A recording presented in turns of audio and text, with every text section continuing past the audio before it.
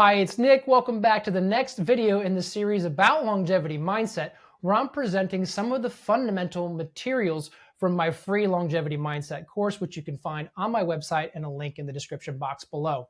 In the previous video, we came to these two key realizations that are very important and foundational to the longevity mindset. The first, that you do not have to get old and sick. And the second is that technology that is here is already enabling us to live longer and is becoming more powerful every day that we are alive. We can't move forward with those two key realizations and suddenly create big change in our life without first coming to confront the limiting beliefs that we have to the contrary. Now, in this short video, I only have a little bit of time to hit some of the basics, but I really dive into this in the online course in the full version. So the key issue here is that we can't change our perception of reality. We can't have that realization, a change in perception of reality. That word is being used very deliberately by me, without confronting the beliefs we have that more or less say that those things aren't true. We can't shift our view of reality if we still have beliefs that are there to the contrary, that those things aren't true. In particular, this idea that you don't have to get old and sick. Well, I'll tell you what, we certainly all carry around a lot of beliefs to the contrary. And these limiting beliefs stand in our way. But ultimately, again, with a growth mindset, what does it believe? It believes that it can change its beliefs. It believes that effort and action can move and change these limiting beliefs and ultimately sweep them out of our way. So, what are some common limiting beliefs? I'm going to touch on a few of them right here. There are several, and they're important to understand each and all of them, and in particular, to make them personal, to understand the statements that you have that you believe. And in the course, I actually give some homework assignments and some downloadable PDFs that you can work through homework assignments on to identify the exact flavor and characteristics of the limiting beliefs that you have about aging. One of the most common is that you're going to get old and sick. It's the idea that you're going to end up on multiple pills. You're going to end up needing to be cared for. You're going to end up with multiple diseases of aging. And this is unfortunately quite a common belief. It's programmed into us from all sorts of different angles. And it's one of the most powerful ones that we really need to confront. Another common limiting belief is that you won't be able to do the things you love as you get older, that you're going to be stuck on the sidelines of life and life's not going to be worth living anymore.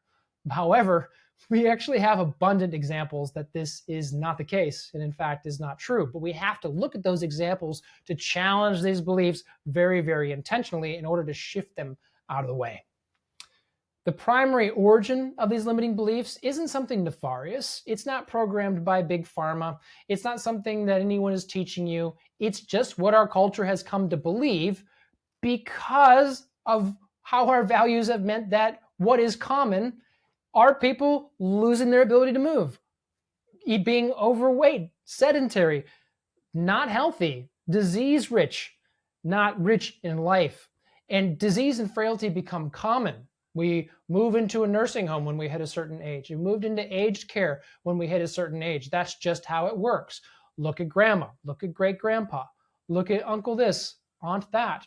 See it in the cultural representations. It's in the books you're reading. It's in the movies you're watching, the television series you're watching. It is in the conversations you're having with fellow people in your life. I hear it all the time from fellow triathletes in the triathlon circles. I'm getting too old for this.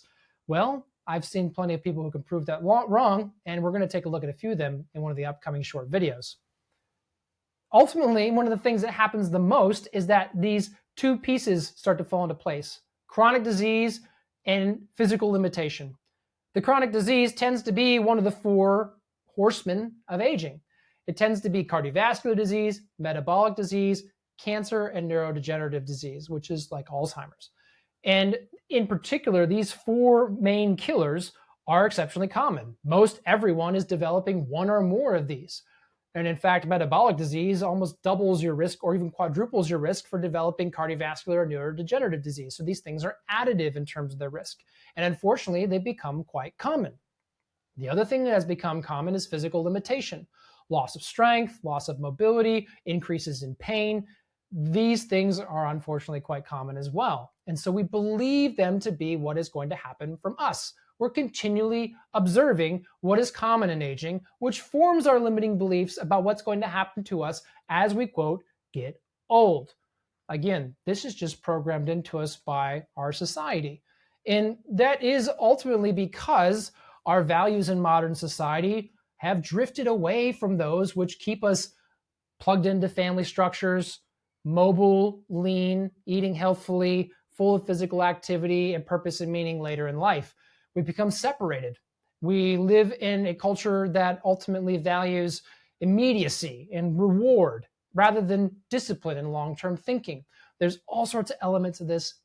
We explore it more deeply in the online version of the course, but you can take it away from here and see that our modern societal values are at odds with long-term health outcomes that are positive, and in fact are why we're getting sick. It's okay to sit at home alone in our culture. It is accepted to be overweight or obese in our culture, but these things aren't necessarily aligned with long-term health. So we have to begin to see how that is programming us and changing our expectations of what it ultimately means to grow older. So from here, once we've made this connection about how our cultural values are at odds with long-term health, we can start to look at these limiting beliefs and see and find evidence to the contrary, so that we can ultimately shift our mindset from one that is programmed subconsciously into one that sees that a different outcome is possible. And that actually goes through the pathway of living out a longevity lifestyle, because these lifestyle factors, as we'll explore in the next video, actually are very, very powerful and have some extremely exciting data that's fairly recent around them that disprove this old fallacy, which I'll teach you about in the next video. I hope to see you in there. Continue on in this series. You can always find the full course in the description box below, and give me a like and subscribe if you're enjoying this content. I'll see you in the next short video. Hi there, it's Nick. Thanks for watching. This video is based on content from our free Longevity Mindset course. You can find the link to that course in the description box below.